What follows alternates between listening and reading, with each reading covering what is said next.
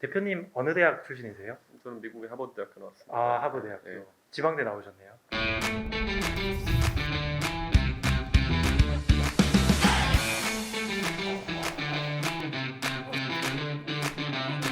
네, 안녕하세요. 저는 어느 대학 출신이세요? 라는 책의 취재 팀원으로 참여한 세명대 저널리즘 연구소의 임영준 연구원입니다.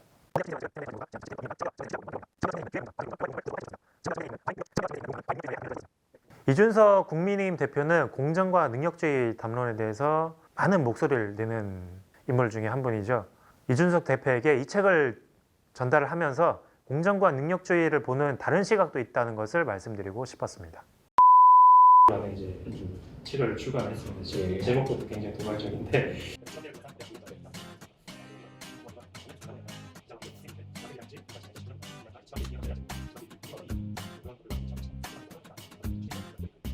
것이 이제 있지. 그래서 이제 대표님 좀 예. 재정이. 네. 그러면 시작하겠습니다. 대표님 어느 대학 출신이세요? 저는 미국의 하버드대학교 나왔습니다. 아, 하버드대학교. 네. 지방대 나오셨네요.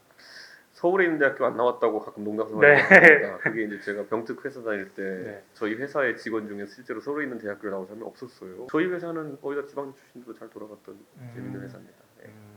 사실 한국 사회에서 누군가의 출신 대학을 묻는 게 굉장히 민감한 질문일 수도 있잖아요. 그래서 저희 세명대 저널리즘 연구소 출간 이 어느 대학 출신이세요는 제목에서 좀 민감한 질문을 던짐으로써 학벌사에 기반한 어떤 지방대와 지방대생 혐오와 차별 그리고 지방대 혁신 방안에 대해서 좀 관심을 촉구하고 있습니다. 어떤 학벌이라든지 이런 것들이 사실 채용을 하는 기업이나 아니면 이런 사람들에게는 하나의 강한 상관관계로 받아들여지는 것 같아요. 예를 들어 좋은 대학을 아니면 또 소위 말 랭킹 높은 대학을 나온 사람들이 전반적으로 성공 확률이 높다. 이런 것 때문에 이제 취업에 있어서 그걸 반영하려고 하는 것 같은데 저는 그게 예전에 이제 우리 사회가 발전하는 시기에서는 유일한 지표였던 시절에는 그게 작용할 수 있겠지만은 지금은 그 외에도 여러 가지 지표가 있습니다. 제가 이제 2012년에 방송 한창 하고 이럴 때도 소위 말하는 서울대 연고대 출신의 PD들이 공채로 들어와가지고 방송 만드는 그런 하나의 카르텔이나 문화 같은 게 있었거든요. 그런데 지금은 제가 봤을 때는 유튜브나 이런 것이 발달하면서 굳이 어떤 그런 학벌을 가지고 거대 채널에 들어가야지만 내가 실제 일을 할 수 있는 환경이 아니거든요.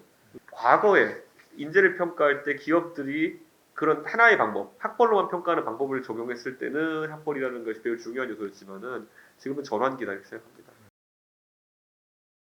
저는 이제 연구 과제나 이런 거 가지고 대학끼리 경쟁하다 보면은 아무래도 소위 과제에 의한 성과물을 낼 가능성이 높다고 판단하는 곳을 지원을 많이 하겠죠.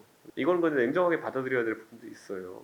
같은 컴퓨터공학과라고 하지만은 네. 지방에 있는 곳과 서울에 있는 곳이 요구하는 과제 수준이랑 굉장히 달라요. 그렇기 때문에 이런 연구 과제에 있어가지고 어쩔 수 없이 재정 사업이 그 서울에 있는 대학들로 편중되는 것 같고요. 기본적으로 결국 인구 구조 하에서 지금 같이 학령 인구가 거의 절반으로 줄어든 상황 속에서 큰 폭의 구조조정이나 이런 거 없이는 계속 이런 재정 불균형 이런 문제가 계속 발생하지 않을까 이런 생각합니다. 저는 뭐 동일노동 동일임금의 원칙은 대부분의 공기업이나 이런 건 지켜지고 있다 이렇게 보고 실제로 공기업이나 아니면은 공무원의 영역 같은 곳에는 출신 학교에 대한 차별이라는 게 존재할 수 없고 웬만한 회사들도 규모가 있는 곳들 같은 경우에는 내규에 따라서 이제 임금을 지급하는 것이지 네. 연봉제로 계약을 한다 하더라도 그 차별이 동일 노동에 대해 가지고 생기기 어렵거든요. 들어갔을 때 처음 문제보다는 들어가는 문 자체가 좁다는 것에 대해서 저는 문제의식을 이제 갖고 있는데 저는 대한 해법이라고 한다면은 기본적으로 학교별로 특화가 좀 돼야 된다 이런 생각을 합니다. 지금 같은 경우에는 한국에 보면 다들 이제 지방에도 종합대학 성격으로 그러다 보니까 학교별 랭킹이 나오게 되어 있거든요. 학교별로 집중 투자해가지고 한 영역에서는 충분한 경쟁력을 갖출 수 있게 하는 게 중요하다. 그러려면은 정원의 자유로운 조정이 필요할 수도 있다. 저는 공약용 사립대로 갈 바에야 차라리 국공립 전환을 시도하는 것이 옳다는 이렇게 봅니다. 왜냐하면 지금 우리나라는 사립대학교가 비중이 좀 다른 나라에 높은 게 예전에 국가가 이런 재정을 다 부담할 수 없을 때 아주 공적인 영역에 있어야 되는 교육을 사립 재단에 이제 위탁했기 때문에 사실상 그런 결과가 나온 것이고 제도적인 문제점을 최대한 장애물을 걷어내고 사학재단에 어려움이 있는 곳들은 국공립 전환이 오히려 맞다 이렇게 봅니다. 네트워크를 하면은 대학교 분업을 좀 한다는 얘기가 될 수도 있어요. 특히 예전에 국립대 네트워크화 얘기 나왔을 때는 국립대 통합 얘기가 나왔을 때는 예를 들어 경북대학교는 전자공학과가 장점이 있고 뭐 부산대학교는 기계공학과가 장점이 있으니까 각자 그곳의 경쟁력을 최대한 키우는 형식으로 공동학위 수교를 하자 뭐 이런 식이었는데 저는 뭐 그거는 오히려 가능하다 이렇게 봐요. 그러니까 각자 대학교의 특색 있는 장점들을 살려나가는 것들. 사립대에서도 근데 그 정도의 변화를 할 수 있고 대신 결과는 본인 책임져야 된다는 거.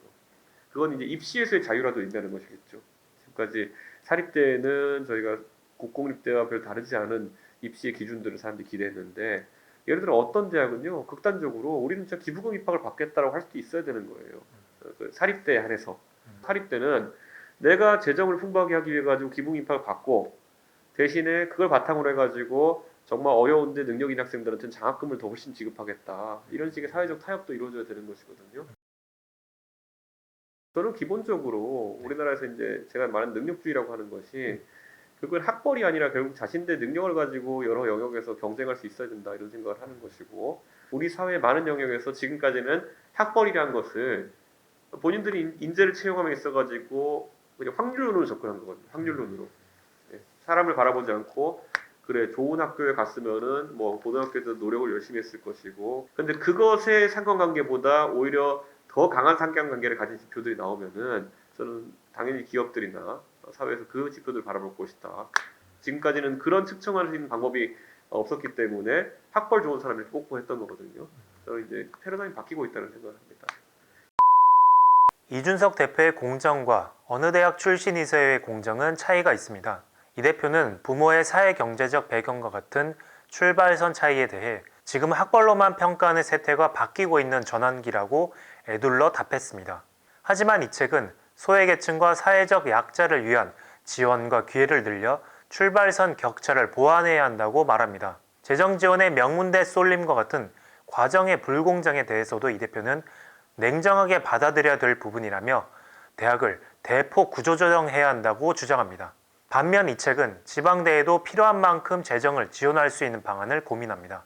이 대표는 노동시장 격차와 같은 결과의 불공정에 대해서도 동일 노동에서 차별은 찾아보기 어렵다는 인식을 보였지만 이 책은 임금, 고용 안정성, 복지 등에서 과도한 격차를 줄여나가야 한다고 주장합니다. 대안으로 제시되는 공영형 사립대에 대해 이 대표는 차라리 국공립 전환이 낫다는 상당히 급진적인 얘기를 했는데요. 공영형 사립대 전환도 어려운데 어떻게 아예 국공립으로 전환시키겠다는 것인지 의문이 드는 게 사실입니다.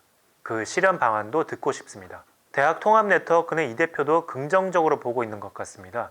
그런데 기여 입학제 얘기를 했는데 그것은 명문대만을 대상으로 하는 건 아닌지 그래서 지방대와는 그다지 상관없는 얘기가 아닌지 궁금합니다.